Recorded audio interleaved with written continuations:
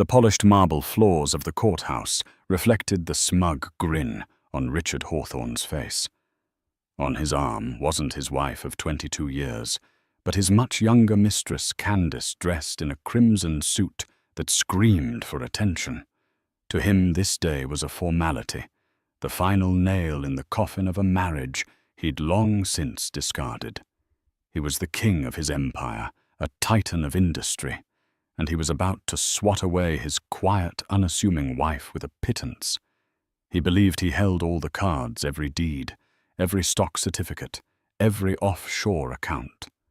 What he didn't know was that while he was building an empire in his name, his wife was building a fortress in hers. He walked into that courtroom a king, but he would crawl out a pauper stripped of everything but the cheap suit on his back. The Hawthorne estate in Oak Creek Preserve was less a home and more a monument to Richard's success. It was a sprawling mansion of cold stone and vast panes of glass that overlooked manicured lawns rolling down to a private lake. It was a place designed to be photographed for magazines, not to be lived in. And for Samantha Hawthorne, it had been a gilded cage for over 2 decades. The silence within its walls was a living entity, thick and suffocating, broken only by the distant hum of the pool filtration system, or the quiet footsteps of the hired staff who moved through the halls like ghosts. Richard Hawthorne was a man forged in the crucible of ruthless ambition. He had built his real estate development empire. Hawthorne Holdings from the ground up, crushing competitors and bending regulations with a potent combination of charisma and intimidation. He saw the world as a collection of assets to be acquired and people to be managed. His wife Samantha had long ago been relegated to the category of a decorative, low-maintenance asset. She ran the home, organized the charity galas that burnished his public image, and raised their 2 children who were now grown and gone off building lives of their own. In the early years there was warmth. There were shared dreams whispered in a small apartment that always smelled of freshly brewed coffee. But as the square footage of their homes grew, the space between them widened into a chasm. Richard's success became his only identity, and Samantha became a spectator to his life rather than a participant. His indiscretions started as whispers, then became brazen. The current one, Candace Albright, was the most flagrant of all. She was a marketing assistant from his firm, 20 years his junior, with a rapacious appetite for the lifestyle Richard could provide. He didn't even bother to hide it. He'd bring her to company events, her laughter echoing a little too loudly, her hand resting a little too long on his arm. Tonight was no different. Richard arrived home just after 10. The scent of Candace's cloying floral perfume preceded him into the grand foyer. Samantha was in the library, a book open but unread in her lap. She looked up as he entered, her expression unreadable. She was still a handsome woman with calm grey eyes and a quiet dignity that seemed to irritate him lately. "You're home," she said, her voice even. It was not a question. Had to close the Henderson deal. Went late, he lied, loosening a tie that was already perfectly knotted. The lie was so worn and familiar, it was almost comfortable. "I see." Samantha closed her book, the soft snap echoing in the cavernous room. "There's a cold plate in the refrigerator if you're hungry." Not hungry. He walked to the bar cart, a magnificent piece of polished mahogany, and poured himself 2 fingers of scotch. He swirled the amber liquid, the ice clinking like a tiny, mournful bell. "We need to talk, Sam." Samantha's hands remained perfectly still in her lap. She had been waiting for this conversation for months, perhaps even years. She had seen it in the way he stopped looking at her, the way his phone was always angled away, the way his courtesies became liabilities he was eager to shed. All right, Richard. Let's talk. He took a large swallow of his drink, the alcohol fortifying his resolve. This isn't working anymore. It hasn't been for a long time. We're just two people living in the same house. The kids are gone. We have nothing in common. Each word was a carefully rehearsed blow, designed to sound reasonable, inevitable. He was framing it as a mutual failing, a gentle drifting apart, when in reality it was a brutal, one-sided abandonment. I want a divorce, he stated, finally getting to the point. He watched her for a reaction, tears, anger, pleading. He was prepared for all of it. He received none. Samantha simply nodded slowly. I see. Her calmness unnerved him. It wasn't the reaction of a victim.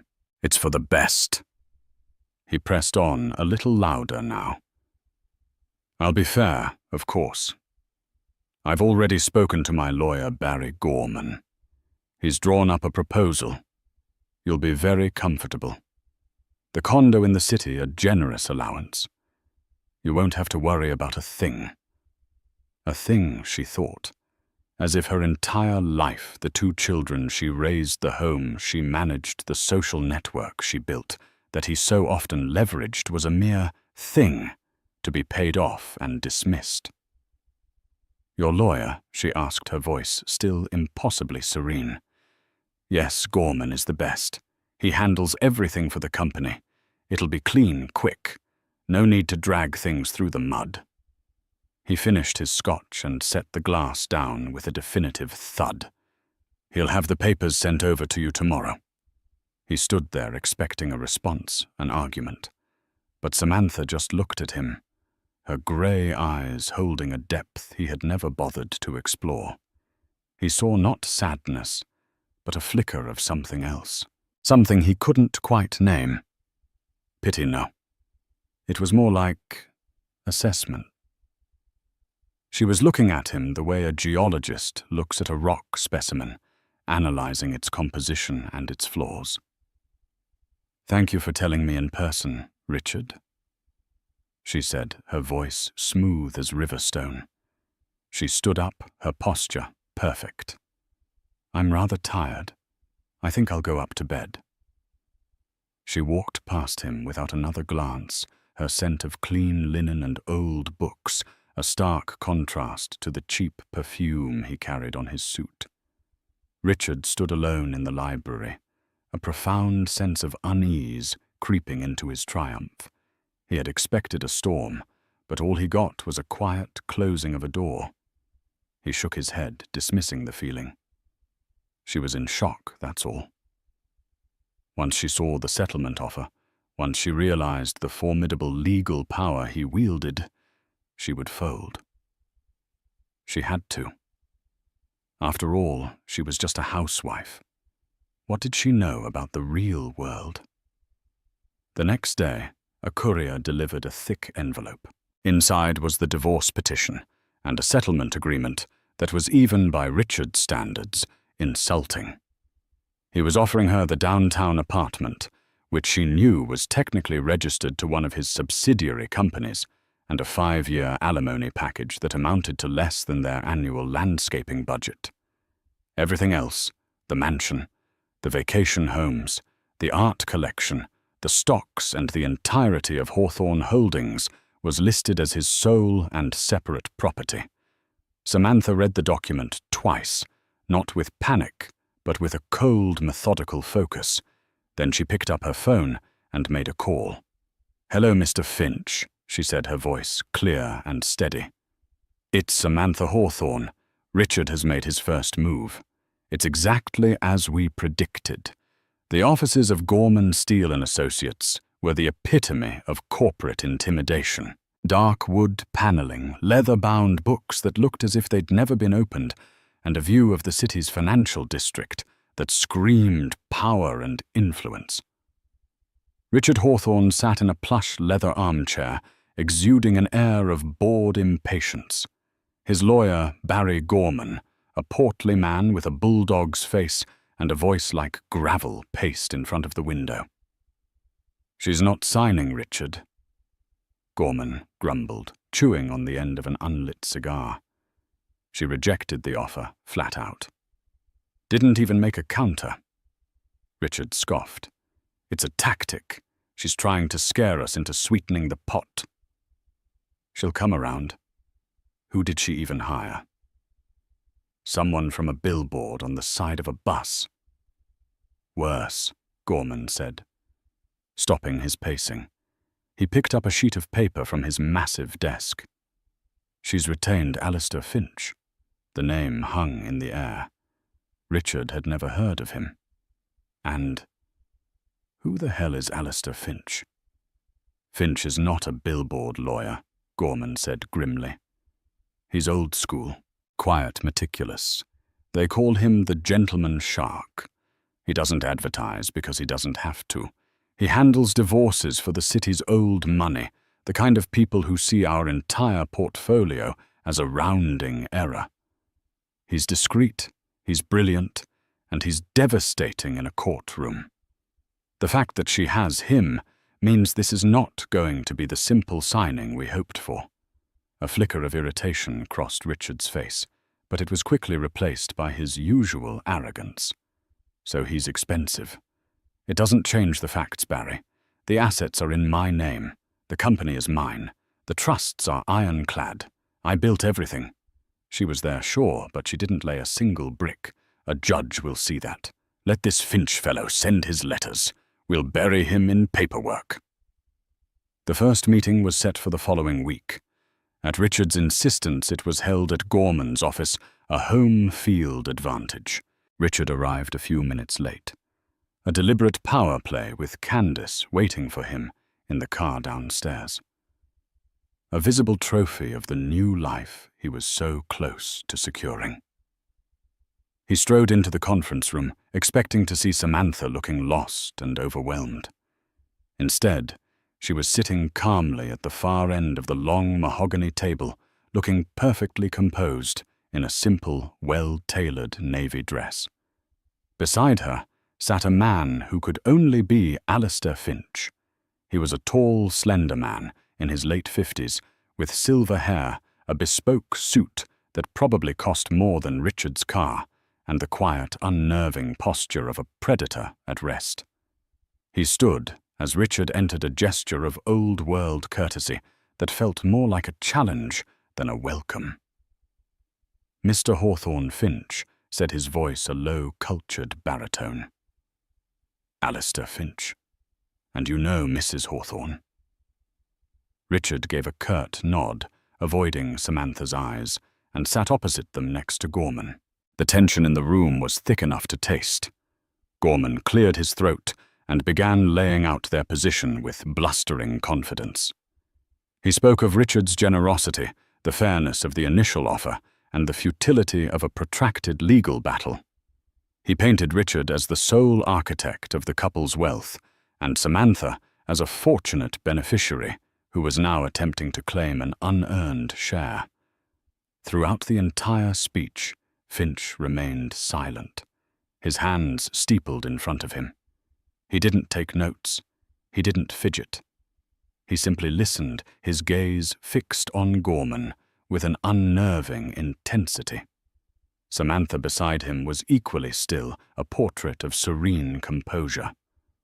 When Gorman finally finished, the silence stretched on for a full 10 seconds. "Are you quite finished, Mr. Gorman?" Finch asked softly. Gorman, flustered by the lack of reaction, grunted an affirmation. "Excellent." Finch leaned forward slightly. "My client rejects your offer, not just in its specifics, but in its entire premise." He turned his calm, intelligent eyes towards Richard. "Mr. Hawthorne, you seem to be operating under a significant misapprehension. You believe this is a negotiation about how to divide your assets. We, on the other hand, are here to discuss the logistics of your departure from Mrs. Hawthorne's properties." Richard almost laughed out loud. "Her properties? What are you talking about? I bought that house. I built that company. Did you? Finch asked, his tone one of genuine curiosity.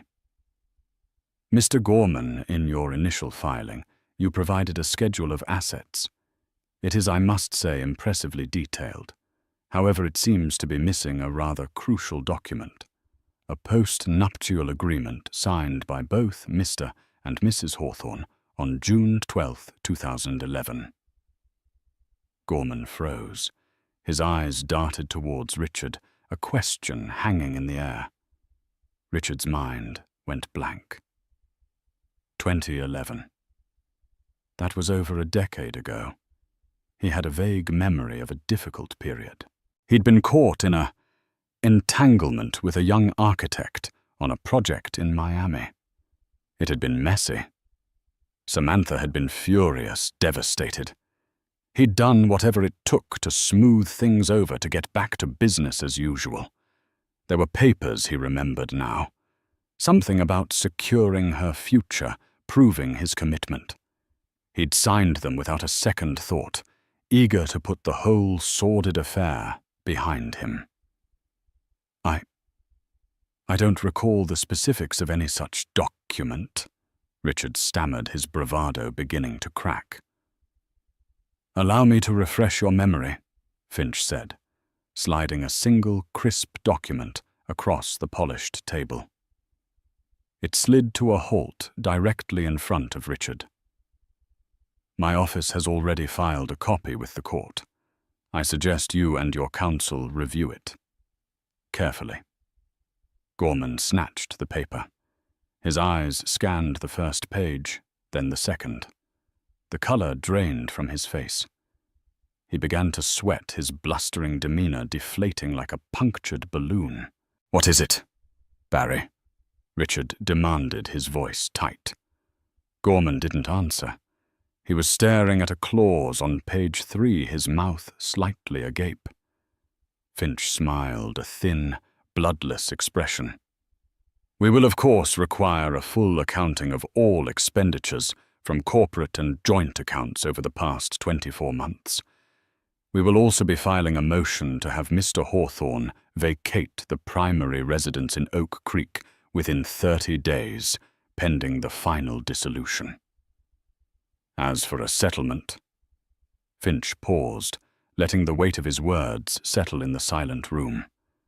We believe under the terms of the agreement you so willingly signed, Mr. Hawthorne, that it is you who will be requiring a settlement from my client, not the other way around.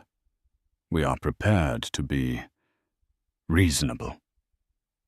Richard stared first at the document in Gorman's trembling hand, then at the placid face of his wife.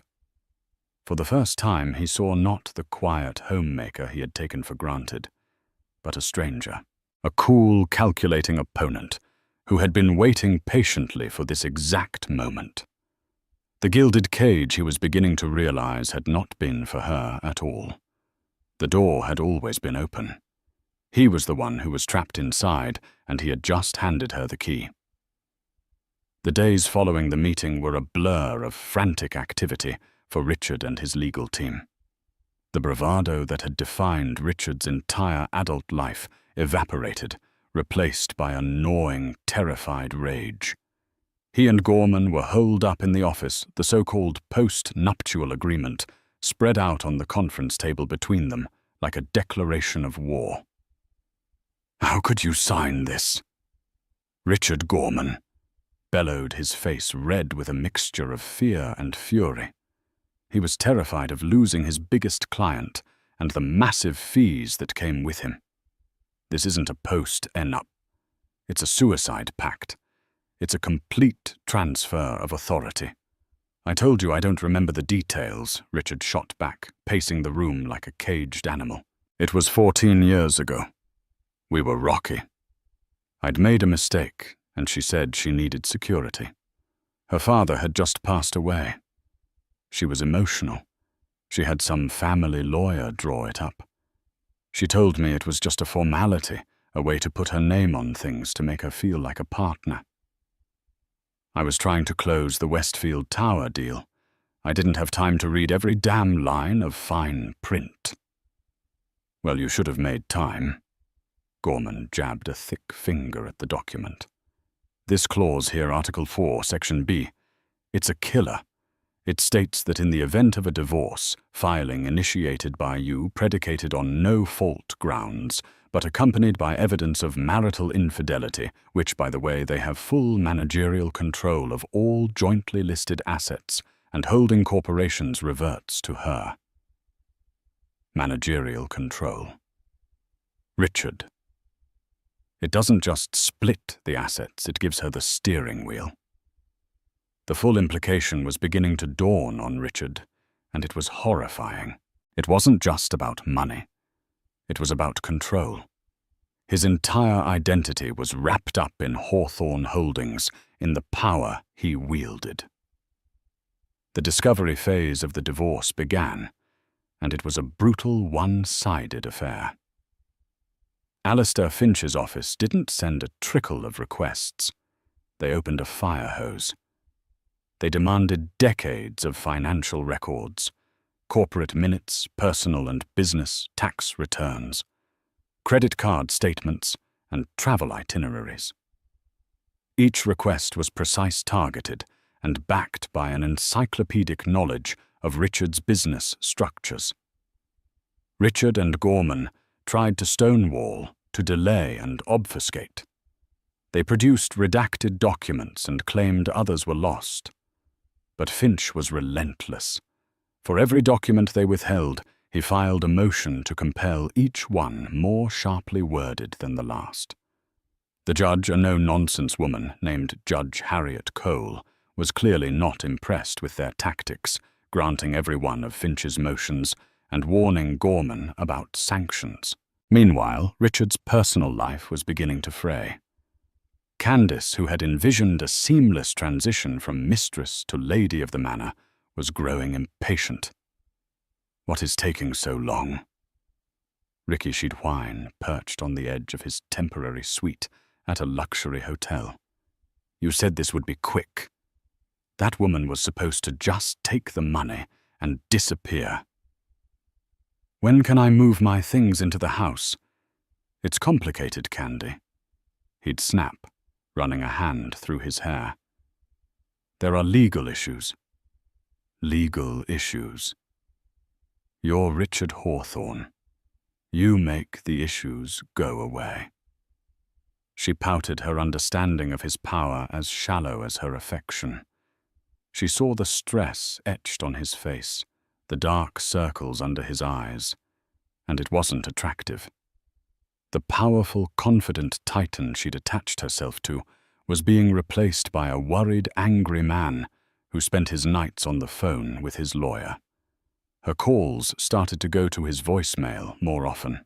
The most damning requests from Finch's office were related to a series of holding companies Richard had set up years ago, companies with innocuous names like RJH Properties and Oak Creek Ventures.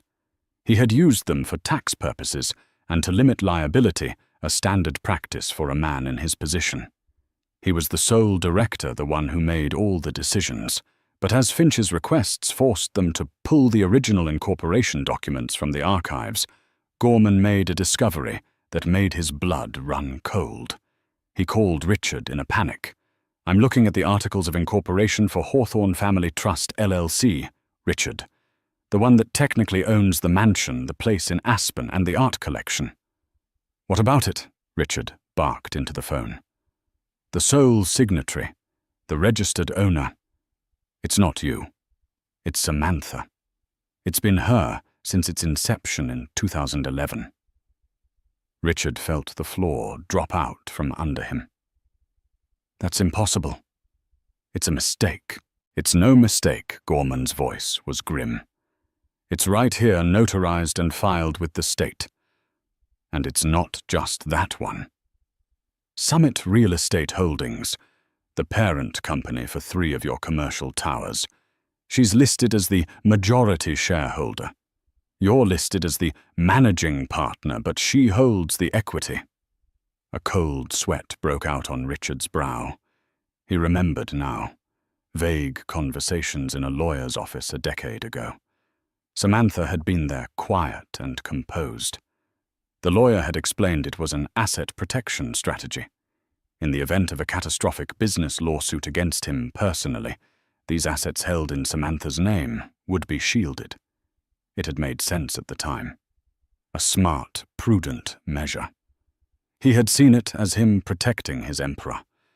He never imagined it was a shirt being built around him bar by invisible bar. He had been so focused on protecting his wealth from outside threats that he never thought to protect it from the silent partner sitting beside him. Finch wasn't just on a fishing expedition. He already had the map.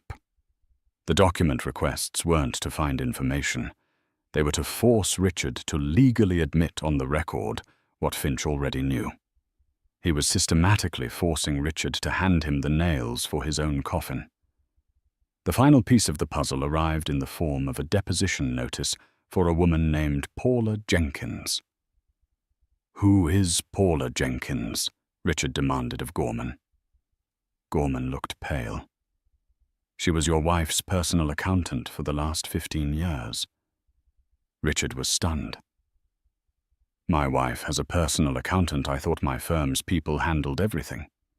"Apparently not," Gorman said, looking at the notice. "And according to this, Finch wants to depose her about her management of several investment portfolios and corporate entities. Entities, Richard, that we are just now realizing you don't actually own." June 2011. The rain lashed against the windows of the family lawyer's office. Not Richard's lawyer, the corporate shark Barry Gorman, but Mr. Henderson, a quiet elderly man who had handled Samantha's parents' estate. The air was thick with the scent of wet wool and old paper. Samantha sat opposite him, her hands clasped tightly in her lap. She had lost 10 pounds in 2 months, the emotional toll of Richard's affair with the architect, having hollowed out her cheeks and put a permanent shadow in her eyes. Richard, seated beside her, was the picture of impatient contrition. He had apologized profusely. He had sworn it was a one-time mistake, a moment of weakness. He had bought her a diamond bracelet she never wore. Now he just wanted this final piece of penance to be over so he could get back to his life. So to summarize, Mr. Henderson said, peering over his spectacles, "Richard, you are proposing a post-nuptial agreement to provide Samantha with a greater sense of security and partnership in the marital estate. And as part of an asset protection strategy against potential future litigation in your line of work, you are amenable to restructuring the ownership of certain non-liquid assets." "Exactly," Richard said, eager to move things along. He had a tea time at his club in less than 2 hours. Whatever makes Sam feel secure. "I want to put this behind us. We're a team." Samantha remained silent, letting the lawyer speak. This wasn't her idea, not initially.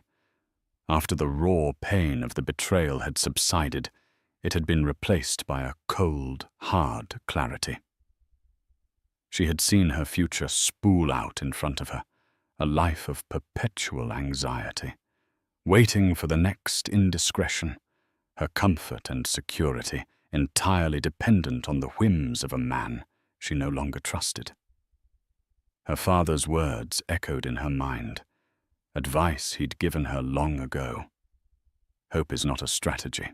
Security is something you build, not something you are given. So she had gone to Mr. Henderson, not just for legal advice, but for a lesson in corporate structure. For weeks they had met in secret.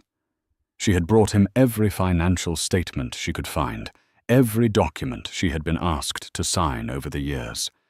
She absorbed the language of trusts, holding companies, and shareholder agreements with the focus of a graduate student cramming for the bar exam. She wasn't just a housewife. She had a degree in economics, a fact Richard had long forgotten, viewing it as a quaint detail from her past, like her proficiency in high school tennis. The plan she and Henderson devised was brilliant in its subtlety. It played directly into Richard's own motivations, his ego, and his fear of losing his wealth. The core of the strategy, Richard Henderson explained, is to insulate the family's primary assets.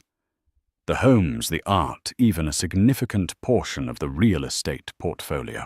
Will create a series of limited liability companies and a family trust. By placing these assets into these entities, with Samantha as the primary shareholder or owner, they become shielded from any personal or professional lawsuits aimed at you or Hawthorne Holdings directly. You would, of course, retain operational control as the managing partner. It sounded perfect to Richard. It was his idea amplified. He would still run everything, call all the shots, but his most valuable possessions would be safe. It was like having a secret vault. Then came the post-nuptial agreement itself.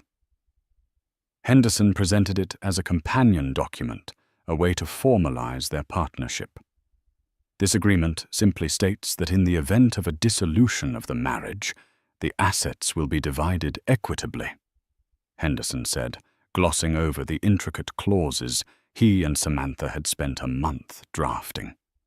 And it contains a standard lifestyle clause to ensure Samantha is provided for. Richard barely glanced at the thick document. He saw the words, equitable partnership and asset protection, and they were all music to his ears. He flipped to the last page and reached for his pen. Richard, perhaps you should have Mr. Gorman review this. First, Samantha said, her voice soft.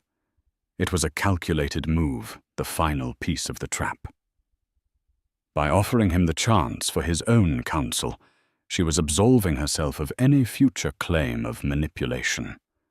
Richard scoffed, pen hovering over the signature line.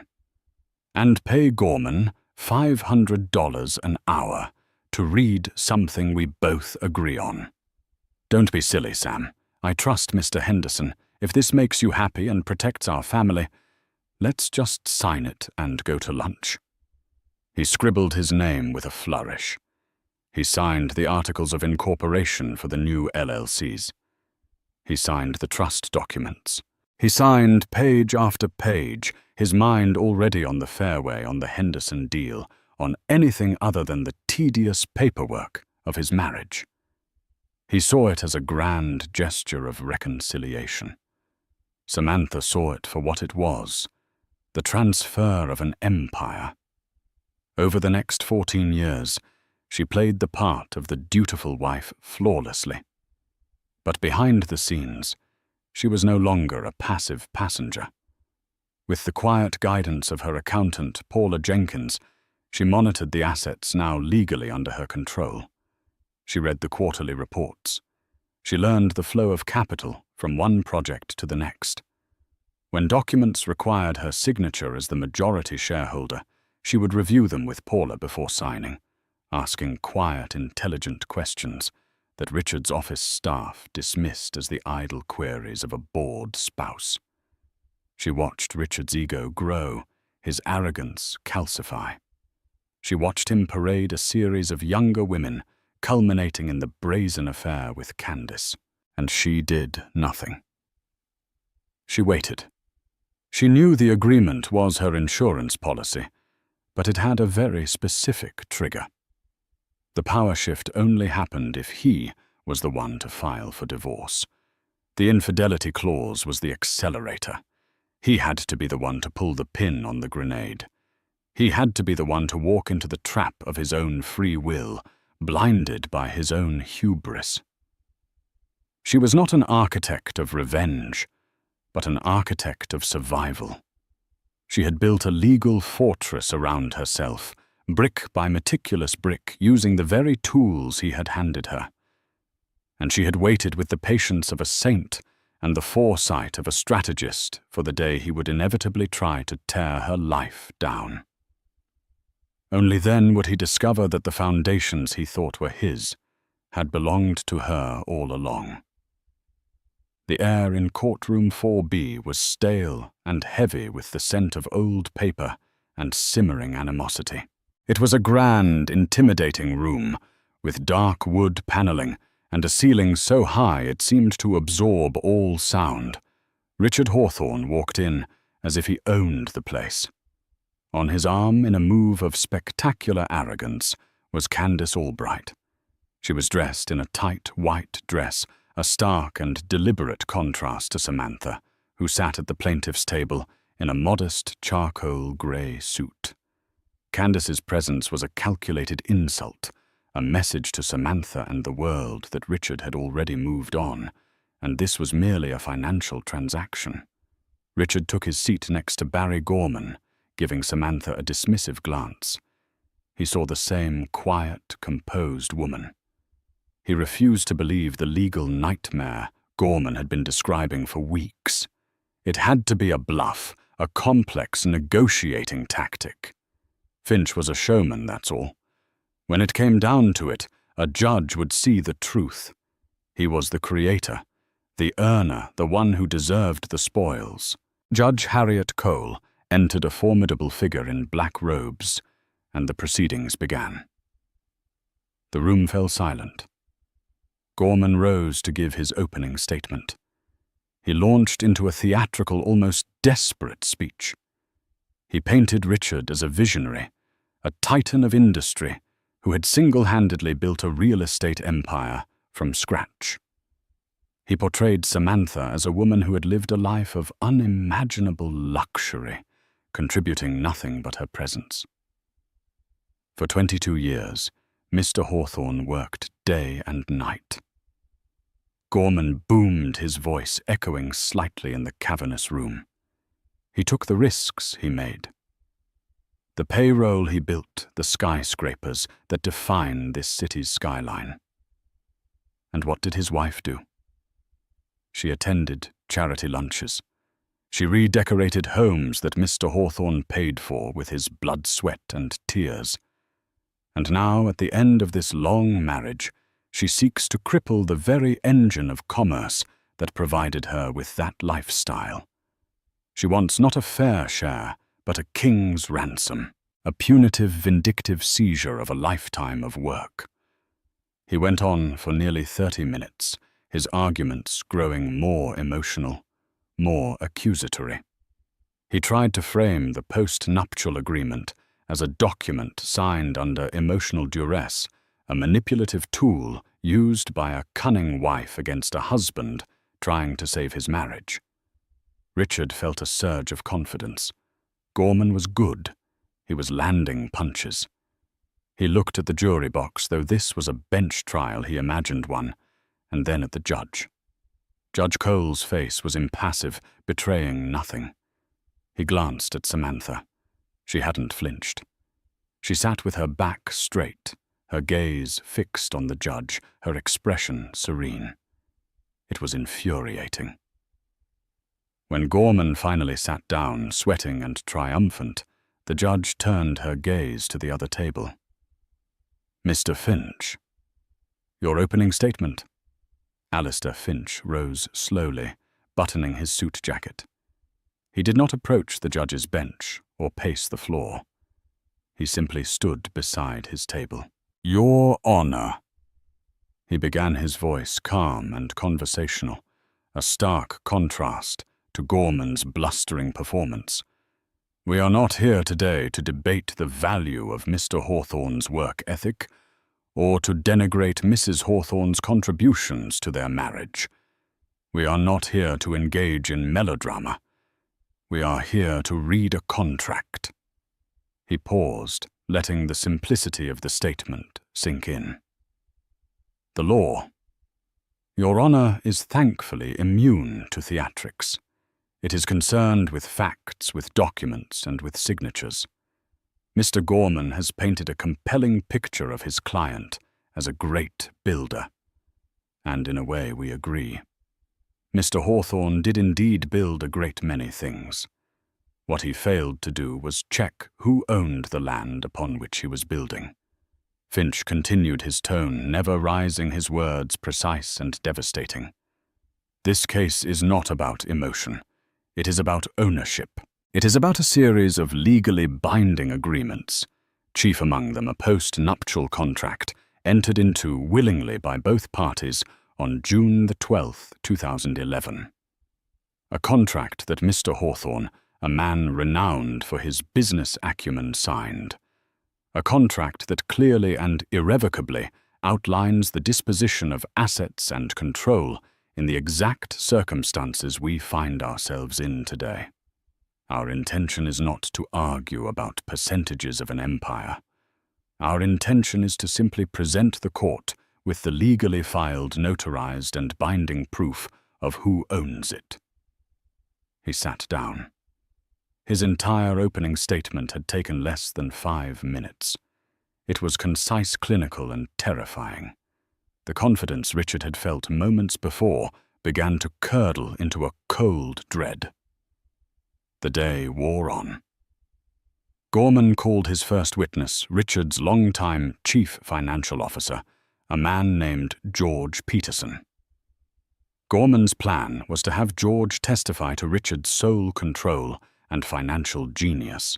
George dutifully explained how Richard made every decision, how every dollar flowed from his directives. Then it was Finch's turn to cross-examine. "Mr. Peterson." Finch began approaching the witness stand. "You have testified that Mr. Hawthorne directs all financial activities at Hawthorne. Holdings, is that correct?" "Yes, absolutely." "He's the boss," George said confidently. "And when the company acquires a new property, say the commercial building at 125 West Avenue, who signs the final purchase agreement? Richard does." "Mr. Hawthorne." "And what if I were to tell you," Finch said, producing a document, "that the purchasing entity for that property was not Hawthorne Holdings, but a company called Summit Real Estate Holdings, LLC. Are you familiar with that entity?" George hesitated. "Yes, it's one of our holding companies. And can you tell the court who is the majority shareholder of that holding company?" George looked uncomfortable. I'd have to check the records." "No need," Finch said, placing a document on the projector. "It was the company's articles of incorporation. The records state quite clearly that the majority shareholder with 90% of the equity is Samantha Hawthorne. Is that correct?" George swallowed hard. "Yes, that appears to be correct."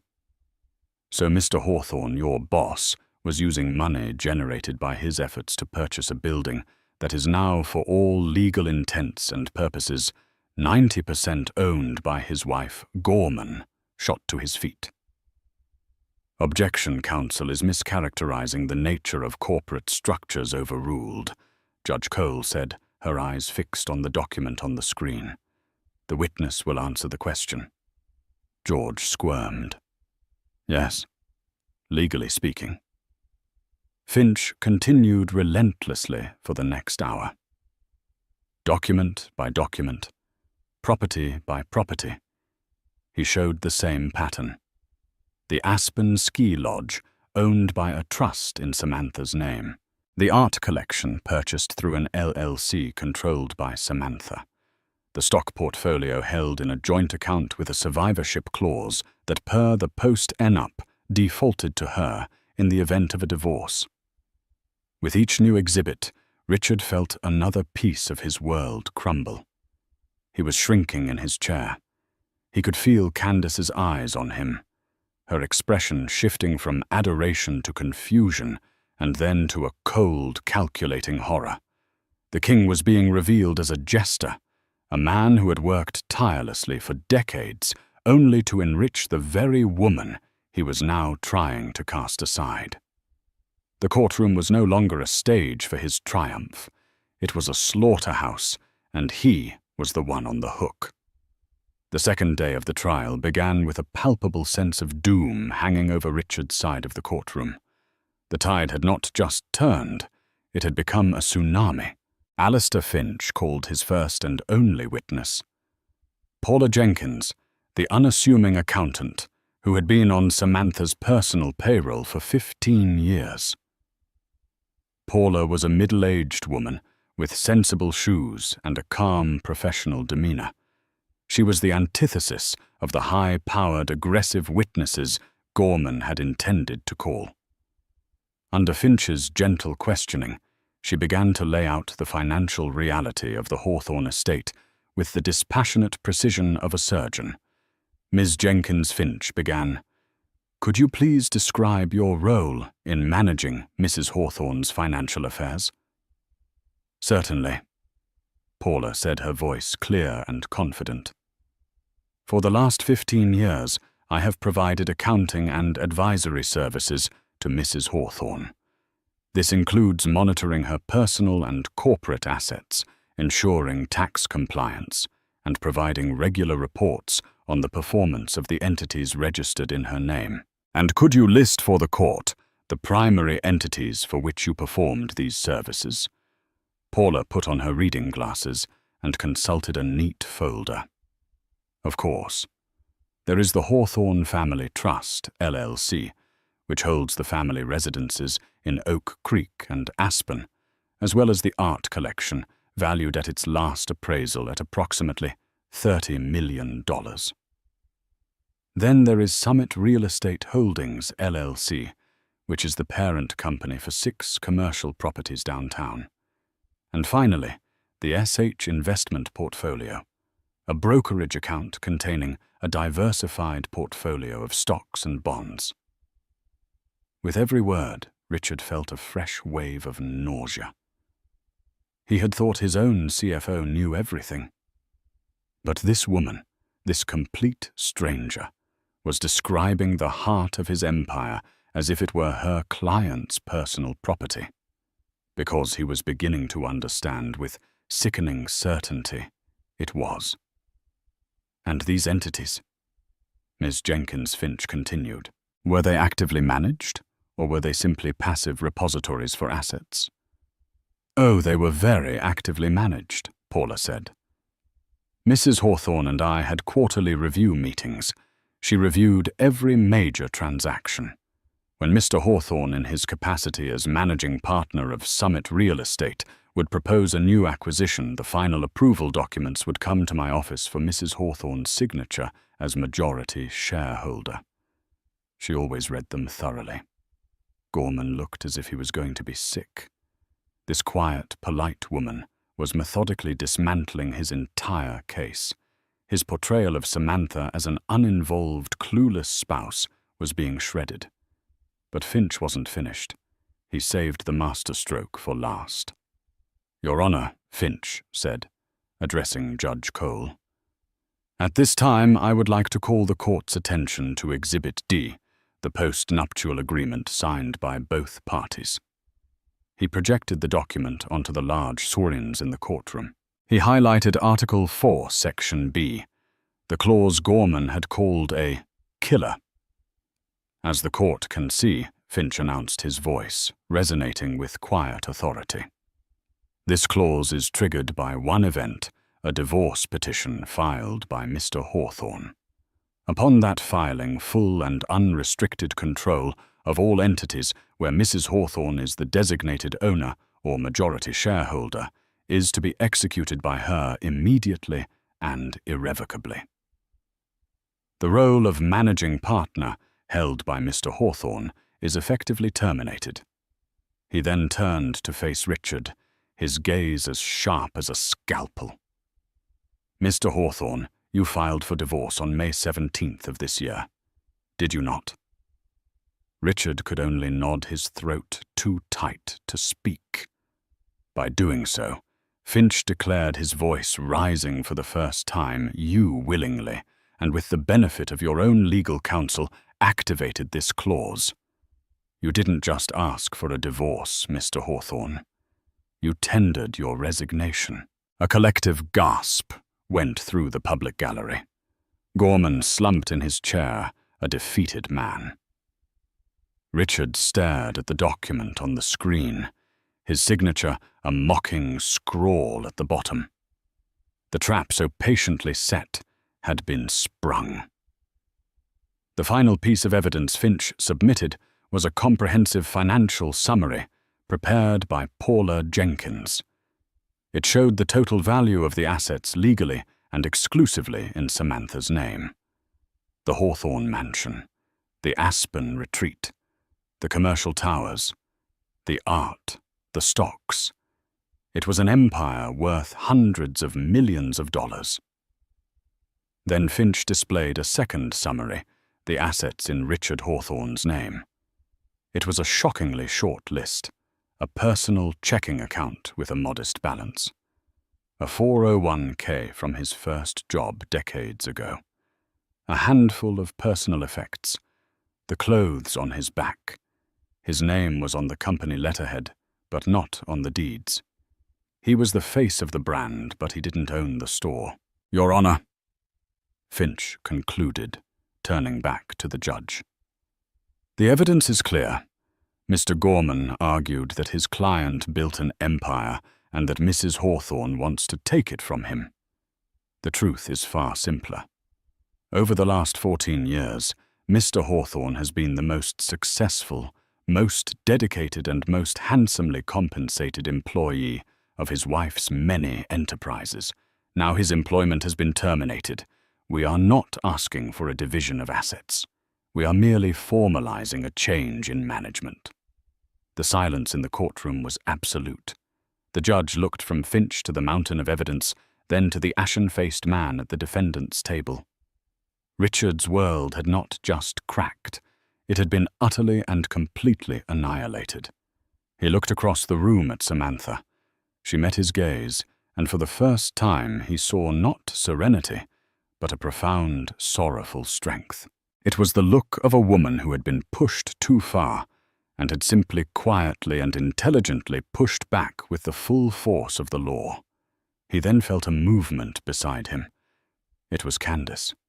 She stood up, her face a mask of fury and disbelief, and without a single word, she turned and strode out of the courtroom, her high heels clicking an angry staccato on the marble floor. She hadn't signed up to be the mistress of a well-paid employee. She had just walked out on a man who had nothing left to offer her. Richard was well and truly alone. He had walked into court with his mistress confident of his power, but he was about to leave with absolutely nothing in his name. The judge's ruling was a mere formality, a verbal confirmation of the reality Alistair Finch had so clinically unveiled. Judge Cole spoke in dry legal terms, but her words were the final hammer blows on the coffin of Richard's old life. She affirmed the validity of the post-nuptial agreement. She confirmed Samantha Hawthorne's sole ownership and control of the trusts and corporations. She ordered Richard to vacate the Oak Creek property within 7 days. As a final crushing indignity, Finch, on Samantha's instruction, did not leave him completely destitute. Citing a clause in the agreement about providing for a spouse in the case of financial disparity, the court ordered Samantha to pay Richard a monthly alimony. It was a modest sum, enough to rent a small apartment and live a middle-class life. The amount was almost exactly what he had initially offered her. It was not an act of kindness, but a final, perfectly executed checkmate. He was to be kept provided for, just as he had planned for her. Richard sat motionless as the courtroom emptied. Gorman patted him awkwardly on the shoulder and mumbled something about an appeal, but they both knew it was hopeless. There was nothing to appeal. The contracts were ironclad, the signatures his own. He was a victim of his own arrogance. He walked out of the courthouse alone. The bright afternoon sun felt harsh and alien. The city he had once viewed as his kingdom now seemed like a foreign land. He saw Candace's car peel away from the curb down the street, not even bothering to wait for him. His phone buzzed. It was his CFO, George. He ignored it. It buzzed again. His office. He ignored that, too. They weren't his calls to take anymore. He was no longer Richard Hawthorne the Titan. He was just Richard Hawthorne, a man with a single suitcase and a court-ordered allowance paid by his ex-wife. A week later, 2 women sat at a sun-drenched table in a small cafe downtown. One was Samantha Hawthorne. She wore a simple linen dress and looked 10 years younger. The stress that had lived on her face for years had vanished, replaced by a quiet, confident calm. Across from her sat her old friend, Brenda Walsh. "I still can't believe it," Brenda said, shaking her head in amazement as she stirred her latte. "When you told me your plan all those years ago, I thought you were just dreaming. To have that kind of patience, that foresight. Sam, it's extraordinary."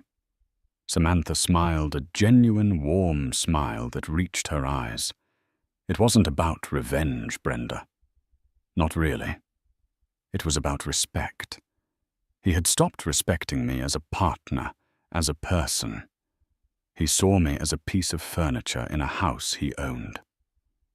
I had to remind him that you should never underestimate the furniture. Sometimes it's holding up the whole house." "So what now?" Brenda asked. "Are you going to run the company? Sell it all off and travel the world?" Samantha took a sip of her tea, considering the question. For so long, my life was defined by Richard. First by loving him, then by surviving him. Now, it's mine. I think I'll start by redefining Hawthorne Holdings. More sustainable projects, better community engagement. Paula Jenkins is helping me put together a new board. I spent 20 years helping build that company from the sidelines. I think I'd like to see what I can do from the driver's seat." Her phone buzzed. It was a message from her son. "Heard the news. So proud of you, Mom. Call you tonight." A single tear traced a path down her cheek, but it was a tear of release, not of sorrow. Miles away, Richard Hawthorne stood in the doorway of a generic one-bedroom apartment in a faceless suburban complex. The walls were beige, the carpet was thin, and the view from the window was of a parking lot. He had a few boxes of clothes and personal effects. He looked around the empty space, a hollow ache in his chest. For years he had been obsessed with his name, with the legacy of Hawthorne. He had wanted it emblazoned on buildings, on letterheads, on the lips of the powerful. Now his name meant nothing. It was just a word on the lease for an apartment paid for by the woman he had so profoundly underestimated. He had gained the world, and in his carelessness had signed it all away, leaving him with nothing but the bitter echo of his own pride. The silence in this small, empty room was different from the silence in the mansion. That was the silence of emptiness. This was the silence of absence, the sound of a life that had been completely and irrevocably erased. The story of Richard and Samantha Hawthorne is a powerful reminder that true strength isn't always loud and aggressive. Sometimes it's quiet, patient, and incredibly intelligent. Richard saw his wife as an accessory to his success, forgetting she was the silent partner, holding the very deeds to his kingdom. He learned the hard way that arrogance is a blindfold, and underestimating the person beside you can cost you everything. This wasn't a story of revenge. It was a story of reclamation.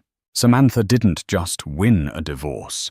She claimed the life and the empire she had quietly co-owned all along. If this story of intricate planning and poetic justice resonated with you, please take a moment to support our channel. Hit that like button to let us know you enjoyed it. Share this video with someone who loves a story of the underdog turning the tables. And most importantly, subscribe and ring the notification bell. We have many more true life dramas and incredible stories to share, and you won't want to miss them. Thank you for listening.